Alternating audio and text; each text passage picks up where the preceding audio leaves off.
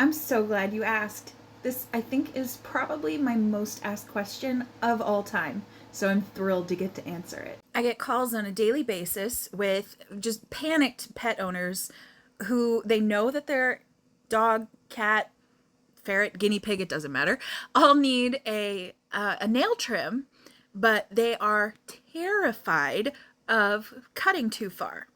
And understandably so. Even as a baby groomer, when I was just getting started, I was still really scared of nails for probably the first year or so.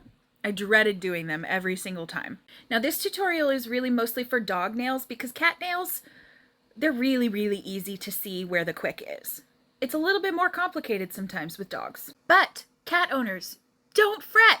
If you're struggling to clip your cat's nails, I've already done a video for you. It features Ducky, the beautiful white ragdoll cat. So just scroll down a little bit and you'll find him. It might seem just kind of necessary to take as much of the nail off at one time with one swipe of the trimmers. Don't do that.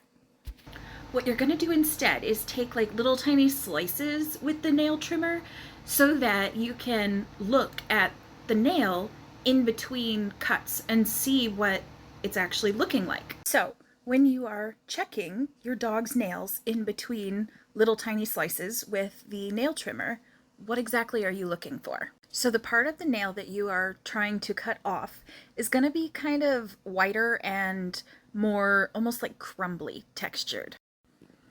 And I've got a nifty little diagram here that I'm going to try and green screen behind me here, so pause to read. To me, once you're getting close to that quick where you want to stop, the nail kind of looks almost like a jelly bean that you've bitten in half.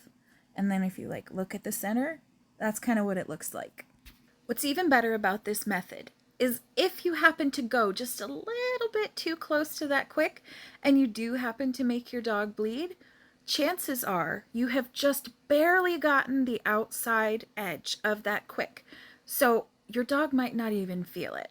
If you go in too fast with those clippers and you just take this giant chunk out of your dog's nails, chances are you're going to get more than just a little bit too close to that quick, and that's when your dog might yelp or cry and run away. And if you do get your dog a little bit too close to that quick, there's a couple different things that you can do. So first off, remain calm. If you aren't panicking, chances are your dog won't either. And if you're needing to get some bleeding to stop, you can use what we groomers use, which is like styptic powder meant for dogs. Some of them have like painkiller, like lidocaine in it. Some of them don't. All up to personal preference.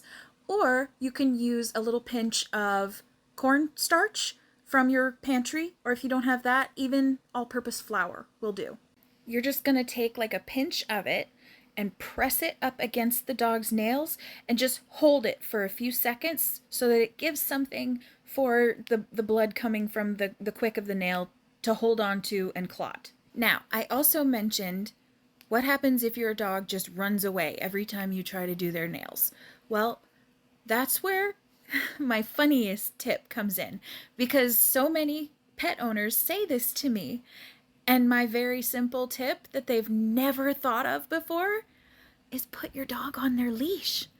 Get somebody to help you so that you can put your dog on the leash and they stand there and hold the dog still, and then you work on their nails.